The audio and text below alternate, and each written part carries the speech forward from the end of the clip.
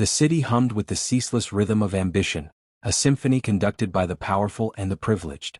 Among them was Arthur Sterling, CEO of Sterling Industries, a man whose name was synonymous with success. His life was a meticulously orchestrated affair, from his custom-tailored suits to his chauffeured rides in a gleaming black luxury sedan. His driver, Mark, was a quiet, unassuming man in his late 40s with a kind face and a perpetually neat uniform. Mark was always on time, the car always immaculate, and his demeanor always professional. Arthur had always considered him an exemplary employee, a cog in the well-oiled machine of his opulent life. He knew little about Mark beyond his punctuality and his excellent driving skills.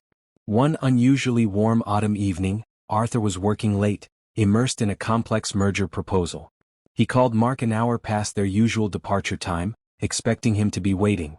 When Mark didn't answer his first call, Arthur frowned slightly, a rare crack in his usual composure. He tried again. This time Mark answered, his voice a little gruff, apologizing profusely and explaining he'd just been a few blocks away, grabbing a coffee. Arthur, though slightly irritated, dismissed it. The next morning, Arthur arrived at his usual pickup spot a few minutes early. He saw his luxury sedan parked at the curb and then he saw Mark. Mark wasn't in his driver's seat. He was in the back seat, meticulously folding a thin blanket. Beside him, on the plush leather, was a small, neatly packed duffel bag. A half-eaten sandwich sat on a napkin, and a travel mug rested in the cup holder. Arthur felt a jolt. His perfectly ordered world suddenly tilted. He watched as Mark, unaware of his presence, finished tidying, then moved to the driver's seat, adjusting his uniform and checking his reflection in the rearview mirror. Mark looked tired, a shadow under his eyes that Arthur had never noticed before. When Mark finally saw Arthur approaching, a flicker of panic crossed his face, quickly masked by his usual professional smile. "Good morning, Mr. Sterling. Apologies for the delay, just finishing up a quick tidying." Arthur didn't respond immediately. He got into the car, his gaze lingering on the back seat, on the faint indentation where the blanket had been. "Mark," he began, his voice surprisingly soft. "Are you living in your car?" The question hung in the air, heavy and unspoken. Mark's hands tightened on the steering wheel. He cleared his throat. "Mr. Sterling, I assure you my personal circumstances do not affect my work performance." "That's not what I asked, Mark." Arthur's tone was firm but not unkind. Mark sighed, a long weary sound. "My wife, she got sick. The medical bills, they piled up. We lost the house. I couldn't afford a new place and still send money for her treatment. The company car, it's been my solution for the last few months." He looked straight ahead, his eyes brimming with unshed tears. "I didn't want anyone to know. I didn't want to lose this job."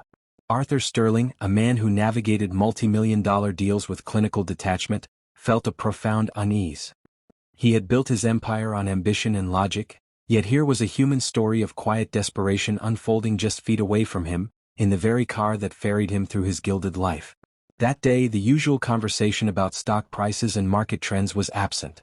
Arthur was quiet, deep in thought.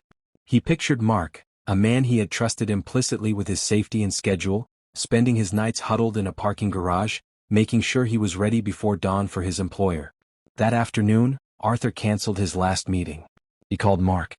"Mark, drive to my private residence, please." Mark, surprised, complied. When they arrived at Arthur's sprawling estate, Arthur led him not to the main house, but to a charming guest house nestled in the back, usually reserved for visiting dignitaries or distant relatives.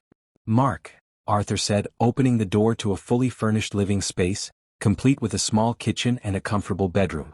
"This is yours, for as long as you need it. No rent. No questions asked."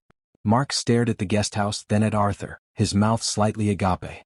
"Mr. Sterling, I can't accept this. It's too much."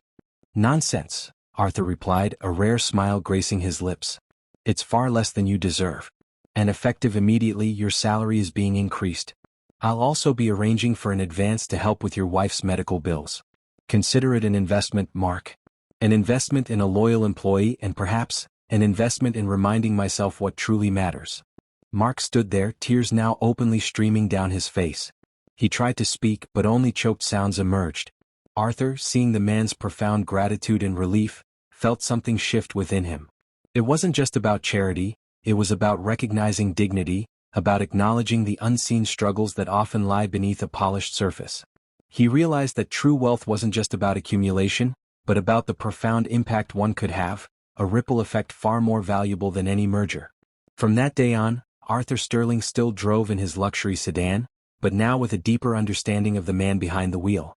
And Mark, no longer haunted by the fear of exposure, drove with a lighter heart, forever grateful for the unexpected grace that had illuminated his darkest hour. Their relationship, once purely professional, had been transformed, forging an unspoken bond that subtly but profoundly changed how Arthur Sterling saw the world, and more importantly how he saw charity. It wasn't just giving, it was seeing.